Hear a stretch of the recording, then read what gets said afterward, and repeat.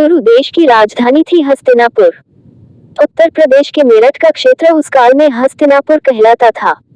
कुरुवंश के राजा हस्ती ने ये शहर बसाया था। ये स्थान चंद्रवंशी राजाओं की राजधानी थी।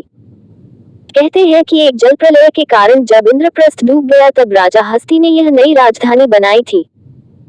महाभारत का युद्ध कई कारणों से हुआ था, जिसमें सबसे बड़ा कारण भूमि या राज्य बंटवारे को लेकर था। बहुत दिनों की कश्मकश के बाद भी जब कोई हल नहीं निकला तो फिर द्युतक्रीड़ा का आयोजन किया गया। द्युतक्रीड़ा में पांडव इंद्रप्रस्थ सहित सब कुछ हार गए। अपमान सहना पड़ा, द्रौपदी का चीरहरण हुआ और अंततः उनको 12 वर्ष का वनवास मिला। वनवास काल में कई राजाओं से मित्रता कर पांडवों ने अपनी शक्ति को बढ़ाया और कौरवों से युद्ध करने की ठानी। वनवास काल खत्म होने के बाद दुर्योधन के पास यह प्रस्ताव भिजवाया गया कि अगर वे राज्य का बंटवारा चाहते हैं तो बंटवारे में हस्तिनापुर की राजगद्दी पर अपना दावा छोड़ देंगे। युद्ध की आहट जानकर सभी राजाओं ने भी अपना अपना पक्ष तय कर लिया।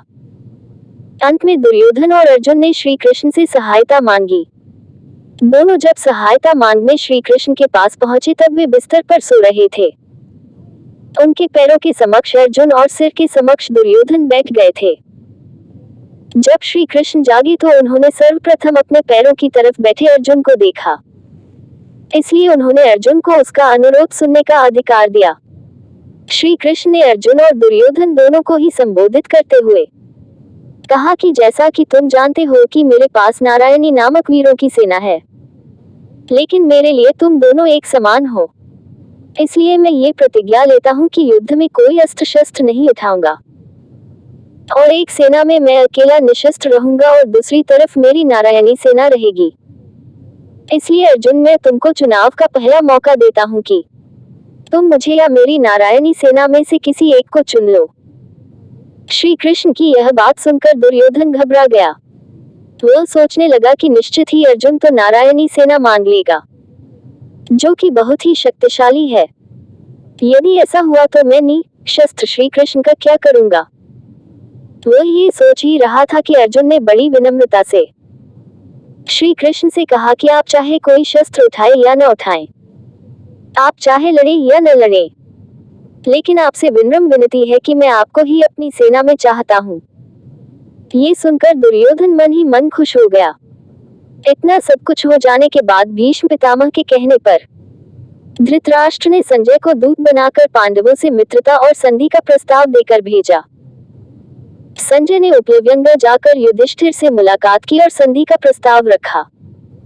युधिष्ठिर तो यही चाहते थे कि युद्ध न हो, फिर भी उन्होंने श्री कृष्ण की सलाह लेना उचित समझा और पांडवों की ओर से शांतिदूत बनाकर श्री कृष्ण को हस्तिनापुर भेजा।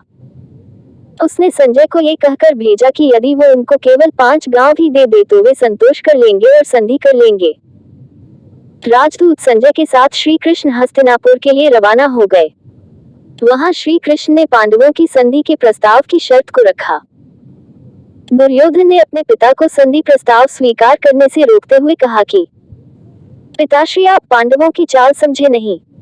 वे हमारी विशाल सेना से डर गए हैं, इसलिए केवल 5 गांव मांग रहे हैं और अब हम युद्ध से पीछे नहीं हटेंगे। सभा में श्री कृष्ण बोले, हे राजन, आप जानते हैं कि पांडव शांतिप्रिय हैं, लेकिन इसका मतलब ये नहीं है कि वे युद्ध के लिए तैयार नहीं हैं। पांडव आपको पिता स्वरूप मानते हैं, इसलिए आप ही उचित फैसला लें। श्री कृष्ण ने अपनी बात जारी रखते हुए दुर्योधन से कहा कि दुर्योधन, मैं तो केवल इतना चाहता हूँ कि तुम पांडवों को आधा राज्य लौटाकर उनसे संधि कर लो। अगर ये शर्त तुम मान लो तो पांडव तुम्हें युवराज के रूप में स्वीकार कर लेंगे। धृतराष्ट्र ने समझाया कि पुत्र, यदि केवल 5 गांव देने से युद्ध टलता है तो इससे बेहतर क्या हो सकता है, इसलिए अपनी हट छोड़कर पांडवों से संधि कर लो ताकि ये विनाश टल जाए। दुर्योधन अब गुस्से में आकर बोला कि पिताश्री, मैं एक तिनके की भी भूमि उन पांडवों को नहीं दूंगा और अब फैसला केवल रणभूमि में ही होगा। धृतराष्ट्र के बाद भीष्म पितामह और गुरु द्रोण ने भी दुर्योधन को समझाया, लेकिन वो अपनी हट पर अड़ा रहा और उसने अपनी मां गांधारी की बात भी नहीं मानी।